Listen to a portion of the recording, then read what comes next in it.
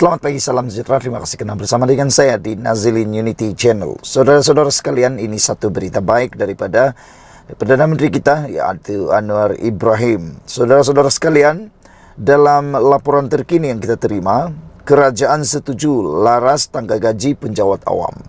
Saudara-saudara, kerajaan bersetuju melakukan pelarasan tangga gaji penjawat awam termasuk pensara dan profesor melalui Belanjawan 2024 yang dibentangkan di Parlimen bulan depan, kata Datuk Seri Anwar Ibrahim. Sebelum kita teruskan isu kali ini, jangan lupa tinggalkan komen anda, tekan butang subscribe. Tekan butang subscribe itu percuma. Bercakap tentang gaji di Malaysia, sudah lama kita tidak mengalami penyelarasan gaji, kata Datuk Seri Anwar Ibrahim. Dan apabila Datuk Seri Anwar Ibrahim mengambil berat tentang gaji penjawat awam ini, bermaksud tidaklah salah dan sangatlah tepat Datuk Seri Anwar Ibrahim menjadi Perdana Menteri kita. Kerana dalam banyak ramai-ramai Perdana Menteri, beliau iaitu Datuk Seri Anwar Ibrahim yang telah memperjuangkan dengan sebaik-baiknya gaji dan juga memahami keadaan keluh kesah para penduduk Malaysia, khususnya penjawat awam. Datuk Seri Anwar Ibrahim mengatakan bahawa melalui Belanjawan 2024 yang akan dibentangkan bulan depan di Parlimen, penyelarasan gaji akan dilakukan termasuk untuk pensara dan profesor. Perdana Menteri berkata ia sebagai langkah sementara sehingga kajian menyeluruh berhubung skim gaji dan persaraan penjawat awam selesai dilakukan. Beliau juga berkata, kajian skim gaji dan persaraan penjawat awam itu dijangka selesai pada tahun depan. Saya melihat penyelarasan gaji pensara, profesor dan penjawat awam sudah 10, 20 atau 12 tahun tidak dikaji, tidak dinaikkan, kata Datuk Seri Anwar Ibrahim.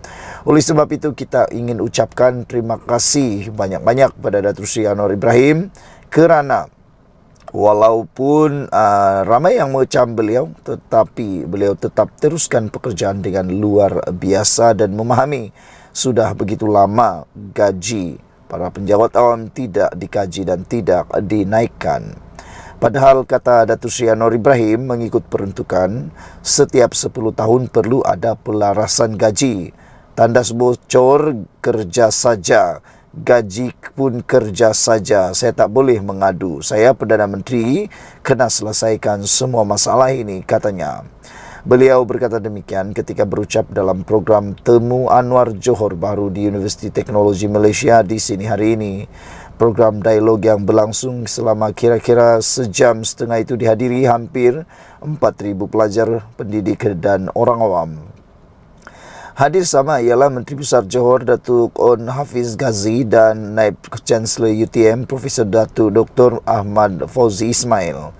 Dalam perkembangan lain, Anwar menasihati generasi muda supaya menolak politik fitnah yang cuba diterapkan segelintir pemimpin politik negara ini sekaligus mengubah naratif politik masa depan. Beliau berkata pendekatan segelintir pemimpin politik khususnya pembangkang dilihat tidak sesuai untuk diikuti generasi muda yang bakal menjadi pelapis kepimpinan negara nanti. Anak-anak muda perlu mempunyai gaya pemikiran yang kritis agar dapat membezakan antara fakta dan fitnah. Saya percaya insya-Allah boleh angkat Malaysia sebagai negara hebat dan gagah di rantau ini. Siapa yang boleh lakukan? Anak muda, kata Datuk Seri Anwar Ibrahim. Orang lama asik nak hendak gaduh sahaja. Fitnah. Fikir sendiri. Fikirkan sesuatu untuk selamatkan negara ini. Anak muda perlu mengubah naratif politik dan ekonomi negara ini kerana mereka lah yang boleh menyelamatkan negara, kata Datuk Seri Anwar Ibrahim lagi. Sekian dulu untuk kali ini. Jangan lupa tinggalkan komen anda, tekan butang subscribe. Kita jumpa lagi. Bye-bye. Selamat pagi, salam sejahtera. Terima kasih kerana bersama dengan saya di Nazilin Unity Channel. Ini dipetik daripada Harapan Daily. Satu pendedahan yang luar biasa, tapi memang agak memalukan sedikitlah. Sebelum kita teruskan, sila tekan dulu butang subscribe. Tekan butang subscribe itu percuma dan anda tak perlu bayar apa-apapun. Anda yang bantu saya share video ini dan juga bantu saya untuk mengembangkan channel ini. Saudara-saudara sekalian, dalam Poster keratan yang saya paparkan kepada anda sekarang ini ialah keratan sebenar daripada sebuah poster yang ditularkan oleh netizen dan daripada Harapan Daily. Menagih sumbangan RM26.100 untuk pejabat adun, tapi duit masuk dalam akaun PAS. Wah, ini betul-betul mengejutkan ramai netizen. Baru saja menang pilihan raya, dah menagih sumbangan RM26.100. Seperti yang dikatakan oleh sabudinhusin.com, beliau kata, kalau nak jadi YB, patutnya ukur dulu di badan sendiri. Kalau agak-agak tak mampu, agak-agak tak bisa nak menyediakan, walaupun hanya sekecil meja dan kerusi dan signboard sekalipun tak mampu sediakan, kata beliau, lebih baiklah jangan menjadi ahli ataupun yang berhormat. Kerana jangan-jangan bukan rakyat yang dibantu, tetapi wakil rakyat itulah yang akan dibantu, kata dia lagi. Dan ini baru nak mula. Belum lagi bercerita tentang ahli atau wakil rakyat ini didatangi oleh rakyat biasa nak minta bantuan. Beli susu, beli baiki ini. Tiba-tiba ada pula yang sekecil-kecil nak bayar bil elektrik rumah pun mungkin akan jumpa yang berhormat. Kalau YB ini nak beli signboard pun tak mampu, apakan pula nak bantu pula benda-benda tu? Itu belum dicakap lagi. Ada ahli yang berhormat ni sudahlah tidak berkemampuan untuk membantu rakyat. Lain lagi yang kedekut. Anda pernah jumpa YB yang kedekut? Kalau pernah jumpa, tepuk tangan. Ada YB ni tak tahulah daripada negeri mana, daripada negara mana, tapi dia daripada Pasir Bedengung. Tak nak cakaplah, tak payah cakaplah, sebab saya pernah jumpa YB, pernah dengar YB daripada negeri Istamkan Bola. Berbola-bola daripada negeri Pasir Bedengung. Negeri Pasir Bedengung ni mempunyai seorang ahli yang berhormat yang tak mampu. Sudahlah tak mampu, kedekut tahap dewa. Dia punya taidung masin lah kedekutnya. Anda pernah jumpa? Kalau pernah jumpa, tulis dalam ruangan komen di sini. Tapi isu yang kali ini ialah menagih sumbangan RM26.100 untuk pejabat adun, tapi duit masuk dalam akaun PAS pula. Mengejutkan saudara-saudara sekalian.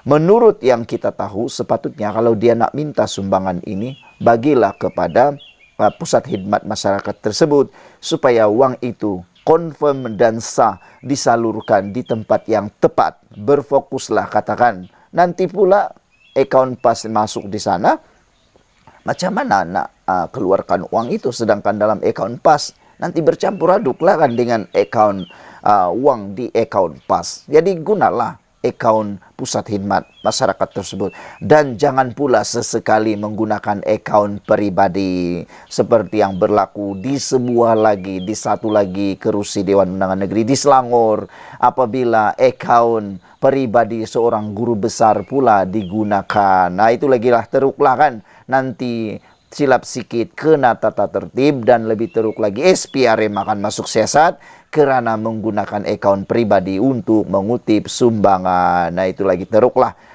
Tular poster sumbangan pusat khidmat DUN Sungai Bakap di Pulau Pinang yang menyenaraikan perincian kos peralatan pejabat yang diperlukan. Seperti yang dikatakan oleh sabudin.com, Husin, beliau kata sekarang ini seperti menjadi tren pula. Tren mana? YB minta bantuan wakil rakyat, YB minta bantuan rakyat, dan rakyat pula yang menyumbang untuk wakil rakyat. Pelik tapi benar.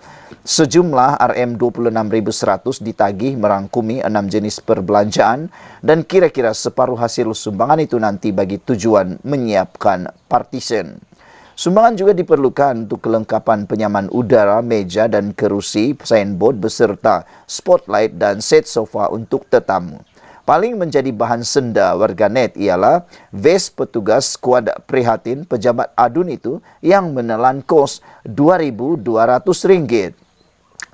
Pada masa yang sama, Orang ramai mempertikai sumbangan yang disalurkan terang-terang masuk ke dalam akaun bank PAS kawasan Nibong Tebal. Tu dia, kata mereka, terbaiklah adun Sungai Bakap bukan nak bantu rakyat, dia minta rakyat bantu dia. Sumbangan pula masuk ke akaun PAS. Lah, ingatkan undi dapat adun, rupanya dapat NGO, kata mereka lagi. Dia ni bukan ke tauke roti Arab, demikian antara komen warganet. Sungai Bakap antara 7 kerusi Dewan Undangan Negeri dimenangi PAS pada PRN Pulau Pinang bulan lalu. Nur Zamri Latif memenangi DUN N20 itu dengan majoriti 1.563 undi, menewaskan calon Pakatan Harapan PS dari PKR Nur Hidayah Chehros.